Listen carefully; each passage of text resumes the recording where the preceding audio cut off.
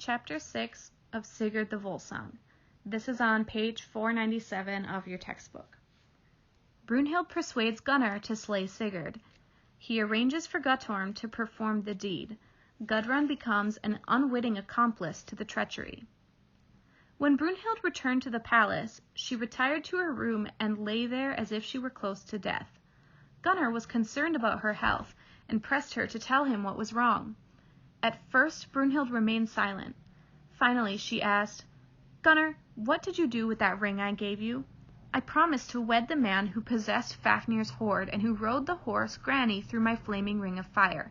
That man could only have been Sigurd, for he alone, of all the men who walk the earth, has the courage in his heart to have slain the fearsome dragon Fafnir. You, Gunnar," she added, "have performed no great deeds in your life.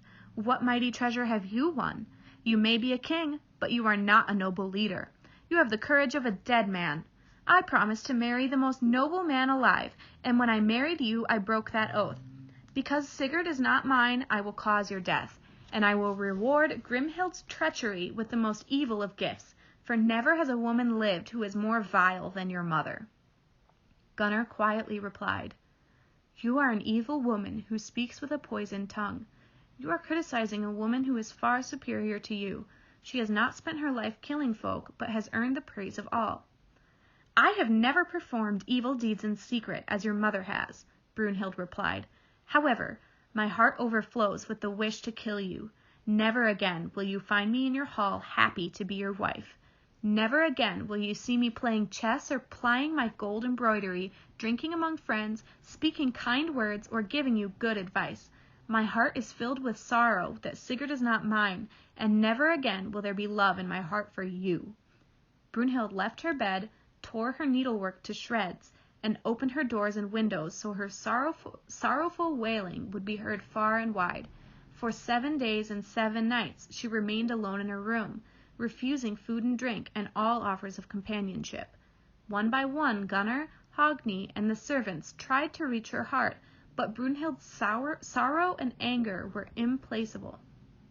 Finally Sigurd said to Gudrun, "I fear that evil winds are blowing upon us. As Brunhild remains aloof in her room, in her heart she is plotting dreadful deeds against me."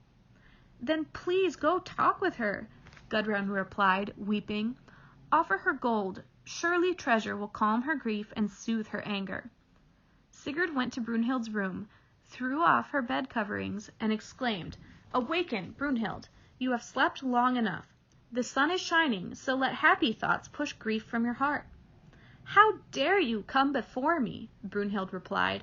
"Of all who live upon the earth, I hate you the most, for you have been the most unjust to me." "What evil spirit possesses you that you blame me for treating you cruelly? I have never had an unkind thought about you. You freely chose the husband that you have." "No, Sigurd," said Brunhild. "I did not choose to wed Gunnar. He did not ride through my ring of flames. You did. I thought I recognized your eyes when I saw Gunnar standing before me in my hall. The Norns blinded me to what was good and what was evil, and so I accepted Gunnar in spite of my doubts. My heart has never loved him, although I have done my best to hide my true feelings. It was you who killed the fearsome dragon Fafnir and rode through the blazing fire for my sake, not Gunnar." "Brunhild, it is true that I am not your husband, yet you are wed to a famous man. Gunnar is the noblest of men. He has killed great kings, and he loves you with all his heart. You cannot buy such love with a hoard of treasure. How is it that you cannot love him? Why are you so angry?" "My heart sorrows that a sword is not yet smeared with your blood," she replied. "I fear you do not have long to wait," Sigurd said. "We two are destined to enjoy only a few more days upon the earth." "It is all the same to me," said Brunhild. "Since you betrayed me, I do not care whether I live or die." "I urge you to live, and to love both Gunnar and me," Sigurd exclaimed. "I will give you all my treasure if you will but live."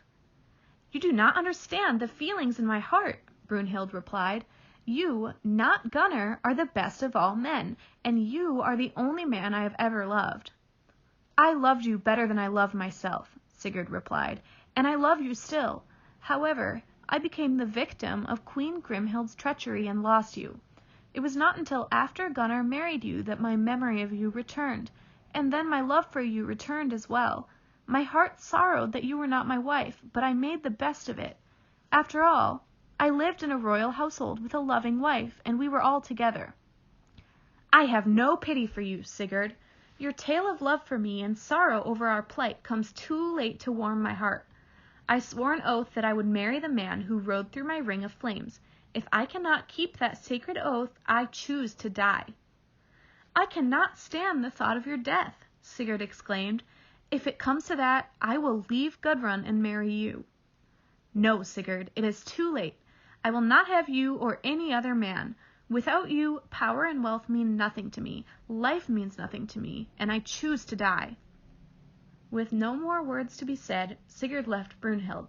His heart was so heavy with grief that it swelled with the pain and burst the iron rings on his chainmail shirt. He did not tell Gunnar of Brunhild's anger or of his own grief. When Gunnar next saw Brunhild, she said to him, Sigurd betrayed both you and me by sleeping with me when, in your shape, he rode through the ring of fire to win me for you. For this offense Sigurd must die, for he committed it. Or you must die, for you permitted it.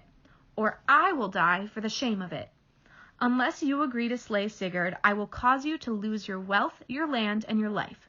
I will then return to my family and spend the rest of my days overcome with sorrow. As Brunhild expected, Gunnar could not see beyond the tale she chose to tell him. All day long he sat with a heavy heart, pondering what he should do.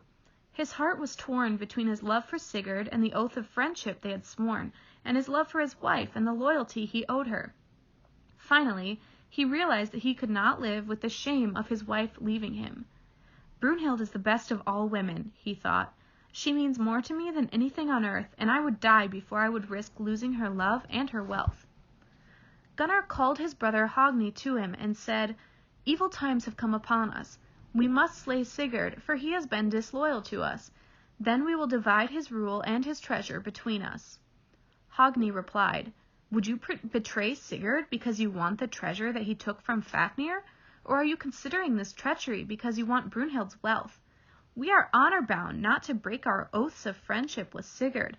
I know that Brunhild has persuaded you to do this, but I urge you to reconsider. If you slay Sigurd, you will bring dishonor and shame upon us all. I am determined to do this deed, Gunnar said.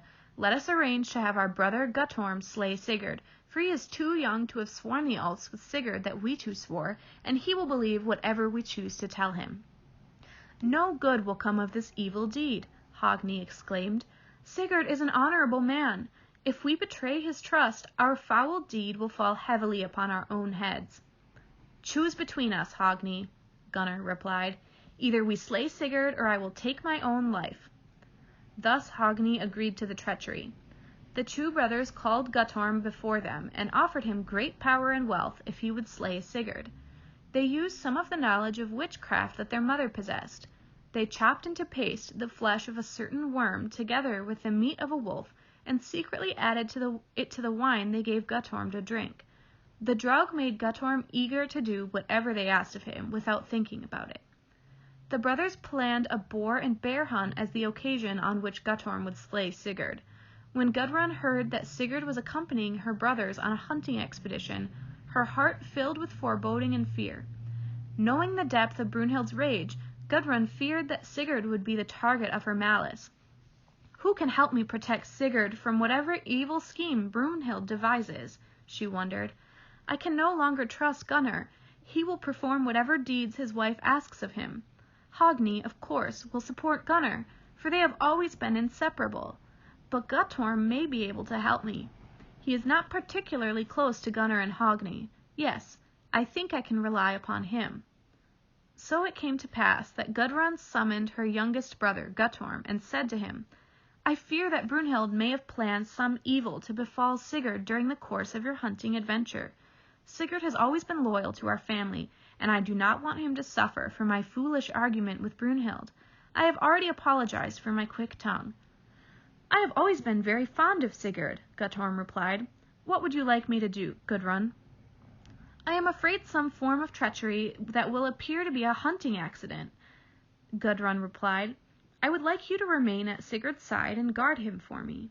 Therefore, she continued, I will confide in you a secret that Sigurd has shared with me alone. When he slew the dragon Fafnir, he became covered with that monster's blood. From that time forth, wherever the blood had touched my husband, no weapon could harm him. However, as the blood from Fafnir's gaping wound enveloped Sigurd, the wind blew leaves off a nearby linden tree. One of those leaves stuck between his shoulder blades and warded off the bath of hot dragon's blood. I fear that, in some form of treachery, Sigurd will be shot in his one vulnerable spot and killed. If you will sew a design on Sigurd's jacket to mark the place where the leaf lodged, I promise to keep my eyes upon that spot, Guttorm replied. Oh, thank you, said Gudrun. I will add a leaf of red silk to the design of Sigurd's embroidered hunting jacket. It will stand apart from the rest because of its color, and yet it will blend in with the larger design so that only you and I will know its special meaning. Gudrun's fears continued to torment her. By the morning of the hunting expedition, she was frantic with worry. Oh, Sigurd, she cried, last night I dreamed that as 2 boars chased you over the meadow, blood from your wound painted the flowers a deep red. Please do not join the hunt. I fear that someone will try to kill you. Nonsense, dear Gudrun, Sigurd replied. I am going with your kinsmen, and you know how well we love one another. I know of no one who hates me, nor anything I have done to cause such hatred. Be at ease. I will be back with you in a few days. Oh, Sigurd, Gudrun wept, you are being foolish. Last night I dreamed that 2 mountains fell upon you and buried you, and I could never see you again. Please do not join the hunt. I know in my heart that someone will try to kill you. Nonsense, dearest wife.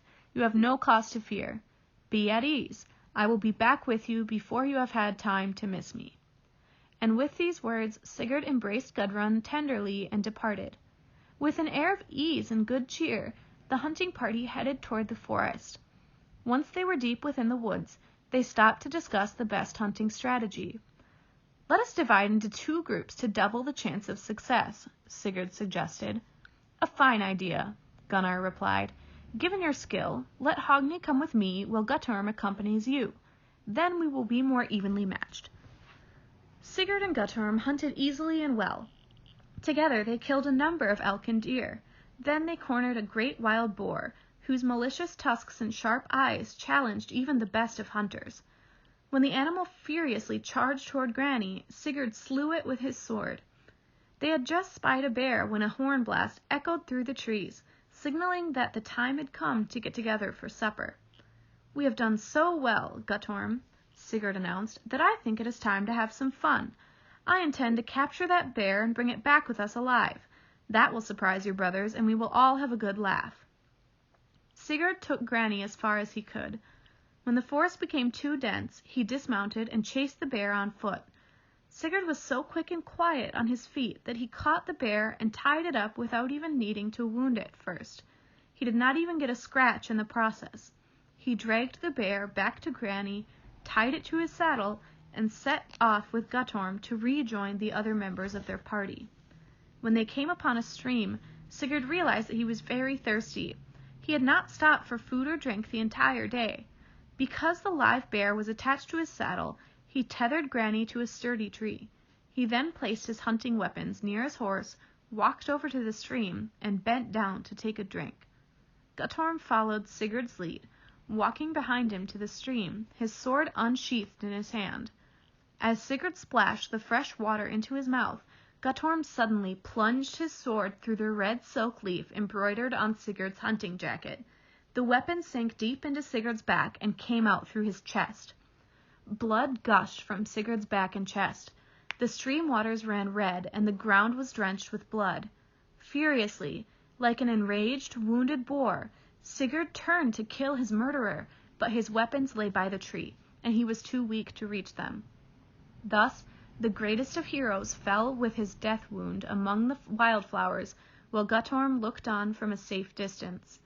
The boy gazed at Sigurd with growing horror, as the effects of the drugged drink wore off and his judgment returned. Guttorm, Sigurd whispered, hear my last words and remember them well. Dear boy, you are only the arm of Brunhild's treachery. My uncle told me of my fate long ago, and Brunhild warned me, but I was blind to their words. Few among us can recognize our own destiny, and those who attempt to fight their fate are condemned to lose. Sigurd added, I swear to you that I have never harmed Gunnar in any way. I have never been more than a brother to his wife, even though she loved me above all other men. I have always honored our oaths to one another. Return to your kin with these words, for you have killed an honorable man this day. Sigurd sank back upon the blood-drenched flowers. Death quickly stole upon him, for he had no weapon and no strength to keep it at bay. Guttorm rode off to fetch Gunnar and Hogni. When they returned, they found Grani standing with his head bent low over Sigurd's body. They placed Sigurd upon his golden shield and prepared to return home. Gunnar said, Hogni, when we return to the palace, describe how Sigurd went off hunting alone and must have been surprised by robbers as he drank from the stream. Then no one will suspect that we are to blame for this foul deed. That is the end of chapter 6.